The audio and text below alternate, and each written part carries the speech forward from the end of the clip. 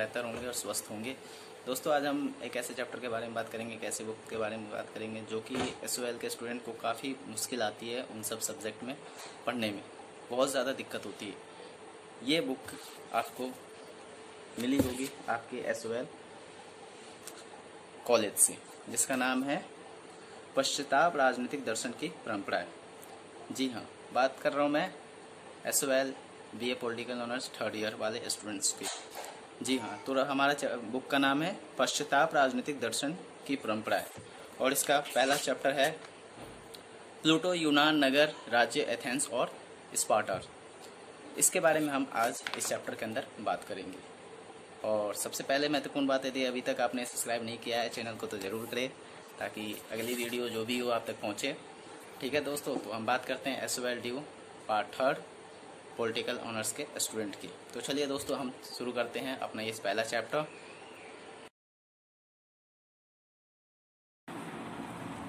तो चलिए दोस्तों हम बात करते हैं अपने पहले चैप्टर प्लूटो, यूनान नगर, राज्य एथेंस और स्पार्टा। दोस्तों ये पूरा चैप्टर इन्हीं पॉइंट्सों पे डिपेंड है।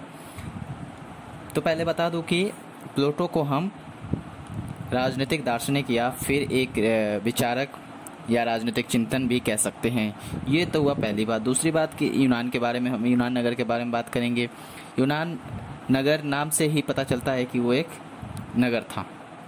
तीसरा एथेंस के बारे में बात करेंगे। तो दोस्तों एथेंस भी एक शहर का नाम है जहां पर प्लूटो का जन्म ईसा से 427 वर्ष पूर्व में हुआ था। चौथा बात करेंगे हम स्पार्टा। यह भी एक राज्य था जो कि अर्थतंत्र और धनिक तंत्र दोनों का उदाहरण था। चलिए हम प्लूटो के बारे में जानते हैं। क्या होता है ना कि दोस्तों कई बार कि हम जिस स्थिति में पैदा होते हैं ना उस स्थिति का हमारे मानसिक रूप से हमारे ऊपर काफ़ी उसका प्रभाव पड़ता है। तो प्लूटो के ऊपर भी ऐसा ही हुआ था। वो जिस स्थिति में पैदा हुआ उसने राजनीतिक व्यवस्थाओं को देखा और राज्य सरकार की संचालन करने की व्यवस्था को देखा, तो उससे वो काफ़ी ज़्यादा प्रभावित हुआ। उसे लगा कि इसे बदलना चाहिए, कुछ चीज़ें जो हैं उन्हें बदलना चाहिए राज्यों के हितों में। तो चलिए दोस्तों प्लूटो के बारे में हम जानते हैं। पहला प्लूटो के बारे में ही जानेंगे क्योंकि प्लूटो ही इस चैप्टर का मुख्य पात्र है। तो दोस्तों प्लूटो का जन्म ईसा से 427 वर्ष पूर्व यूनान के एथेंस शहर में हुआ था, याद रखना। यूरोप में राजनीतिक दर्शन रोम और यूनान से प्रारंभ हुआ। यूनान के 3 महान दार्शनिक थे। पहले थे सुकरात, दूसरे प्लूटो, तीसरा अस्तु माने जाते हैं। ये वो विचारक या फिर दार्शनिक, महान दार्शनिक कह लेंगे इन्हें, क्योंकि इनके ही सूत्रों से आगे हम राजनीतिक विचारक को या फिर राजनीतिक दर्शन को आगे ले आए हैं। ये एथेंस में ही हुए थे। इनका भी जन्म एथेंस शहर में ही हुआ था और यही उनके चिंतन का विकास हुआ और प्रकाशित हुआ। वो यहीं से अपने कार्य को शुरू करना स्टार्ट किया, आरंभ किए। सुकरात ने कोई ग्रंथ नहीं लिखा, एक भी ग्रंथ नहीं लिखा सुकरात ने, तो केवल अपने विचार रखे, अपने चिंतन को जाहिर किया लोगों के सामने। उसके विचारों को उसके शिष्य प्लूटो ने अपनी रचनाओं में संभाल लिया। उसके जितने विचारक थे उसको प्लूटो ने अपनी रचनाओं के अंदर वो लिखता गया और पूरा यूरोप इसका ऋणी हो गया। एथेंस में लोकतंत्र था और प्लूटो ने देखा कि लोकतंत्र अनपढ़ों के हाथों में है। लोकतंत्र किसके हाथों में? अनपढ़ों के हाथ में। हम वाकई में देखते हैं ऐसा कि आजकल क्या होता है, लोकतंत्र में अनपढ़ ही राजा बन जाते हैं, नेता बन जाते हैं और देश को चलाते हैं, जिन्हें किसी चीज़ के बारे में कोई ज्ञान नहीं होता और इनके द्वारा बनाई गई कानून जो होते हैं उनमें विवेक भी नहीं होता, वो चलाने लायक होते ही नहीं है, अपने हिसाब से वो बना लेते हैं, फ्यूचर में वो चलने लायक नहीं होता। तो इस प्रकार की व्यवस्था होती है और इन्होंने प्लूटो के गुरु सुकरात को फांसी पर चढ़ा दिया। लोकतंत्र कायम किया और सुकरात ने अपनी शायद कोई विचार रखे होंगे लोकतंत्र के सामने। इन नेताओं को पसंद नहीं आया, अनपढ़ नेता बेचारे क्या करेंगे, तो उसको सुकरात को क्या किया, इन्होंने फांसी पर चढ़ा दिया। प्लूटो ने क्या किया कि अपनी एक एकेडमी खोली और अपना चिंतन और शिक्षण का कार्य जारी रखा, काम करना शुरू कर दिया अपनी एकेडमी में। प्लूटो के महान ग्रंथ थे, पहला था द रिपब्लिक, दूसरा था पॉलिटिक्स और तीसरा था द लॉ। द लॉ को पूरा करने में क्या हुआ कि उससे पहले ही उसकी मृत्यु हो जाती है प्लूटो की। बाद में उसके जो शिष्य होते हैं उन्होंने उस लॉ को प्रकाशित किया दुनिया के सामने। प्लूटो के अनुसार सब राज्य बीमार थे, यहाँ ज्ञान अविकसित था और राजनीतिक की कला के बारे में कोई नहीं जानता था। प्लूटो के अनुसार इन राज्यों में 3 समान तत्व थे। पहला था उत्साह, जो कि महत्वाकांक्षाओं को प्रोत्साहित करता है। दूसरा भूख, जो लालच और सामाजिक संघर्ष को बढ़ावा देता है। और तीसरा विवेक, जो मनुष्य को ज्ञान प्राप्त करने में मदद करता है। उसकी रचना रिपब्लिक में प्लूटो ने न केवल राजनीतिक विज्ञान का विवेचन करता है, बल्कि मानव जीवन का मनोवैज्ञानिक एवं दार्शनिक विवेचन भी किया है और बताया है कि ज्ञान का उद्देश्य भी अच्छाई की खोज है, जैसे कि नैतिक दर्शन, जो मनुष्य के सद्गुण के बारे में बताता है। नैतिक का मतलब होता है जो आप अपनी इच्छा से करते हो, जैसे कि हम चल रहे हैं और किसी बुजुर्ग लेडी को रोड क्रॉस कराना है और हम करा देते हैं, या फिर उसका हम सामान उठा लेते हैं, ये नैतिक होते हैं। तो नैतिक दर्शन जो मनुष्य के सद्गुण के बारे में बताता है। प्लूटो के अनुसार मानवीय सद्गुणों के 4 तत्व होते हैं। कितने तत्व होते हैं मानवीय सद्गुणों के? 4 तत्व। पहला होता है विवेक, दूसरा होता है साहस, और तीसरा होता है आत्म संयम, और चौथा न्याय। अगर ये सब तत्व मानव में है तो मानव गुणी है। ये चारों तत्व अगर किसी इंसान में है तो वो इंसान गुणी है, उसके अंदर गुण है। प्लूटो के अनुसार शिक्षा सबके पास होनी चाहिए। राजनीतिक विज्ञान आदर्श राज्य की स्थापना करता है। प्लूटो ने अर्थव्यवस्था का विवेचन भी किया है। राजनीति के अलावा अर्थव्यवस्था पे भी उसने अपने टिप्पणी रखी है। इनके अनुसार से व्यक्ति का निजी परिवार नहीं होना चाहिए, मतलब हमारा जो निजी परिवार होता है वो व्यक्ति के पास नहीं होना चाहिए, बल्कि पूरे राज्य को ही अपना परिवार मानना चाहिए। ऐसा कहना है किसका? प्लूटो का।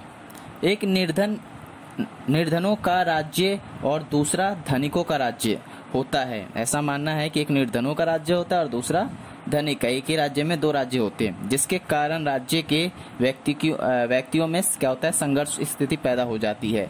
यह राज्य की एकता और संप्रभुता के लिए क्या हो जाता है? बाधक हो जाता है। एक कहीं ना कहीं राज्य के लिए एकता में बाधक बन जाती है वो चीजें। जाहिर सी बात है जो राज्य के लिए खतरा है। अब जानते हैं कि अपने युग के यूनान नगर राज्यों के पतन के बारे में प्लूटो के क्या मत था। तो इसका निष्कर्ष प्लूटो ने यही निकाला है कि उनके राज्यों की व्यवस्था की जिम्मेदारी अशिक्षित लोगों पर होती थी। उनके राज्य की जो जिम्मेदारी थी वो किसके ऊपर थी? अशिक्षित लोगों के ऊपर, जिसमें कि व्यक्तियों को सद्गुणपूर्ण जीवन जीने की कल्पना नहीं की जा सकती थी। इसलिए प्लूटो ने एक आदर्श राज्य व्यवस्था की कल्पना की है कि मतलब एक आदर्श राज्य होना चाहिए जो कि न्याय, नैतिकता और ज्ञान पर आधारित होगा। चलिए दोस्तों, अब बात कर लेते हैं स्पार्टा की।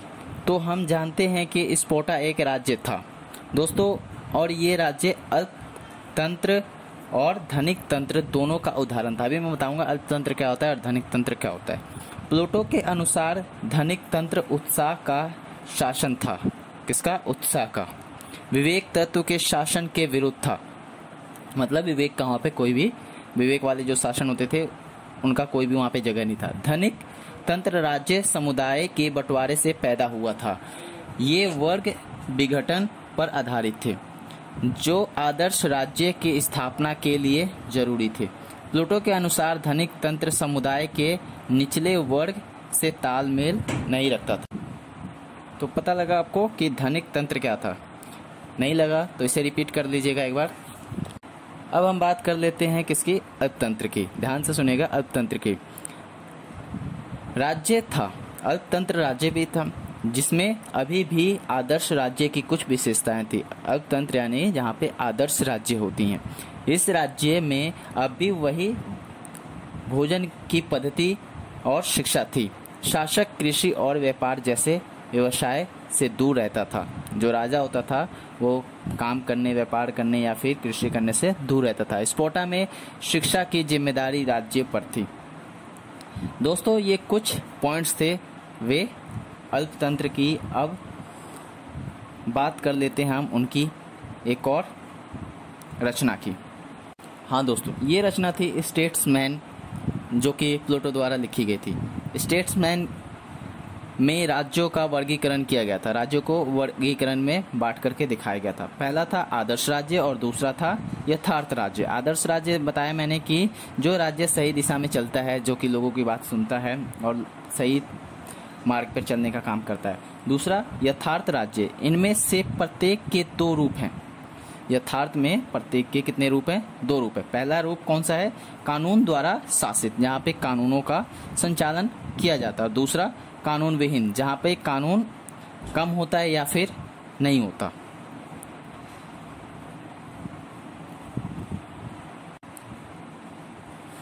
प्लेटो ने रिपब्लिक में लोकतंत्र की कड़ी आलोचना की है। उसके दिल पर अपने गुरु सुकरात की हत्या का बुरा प्रभाव पड़ा था। उसके गुरु का हत्या की गई थी, फांसी लगा दिया गया था लोकतंत्र में।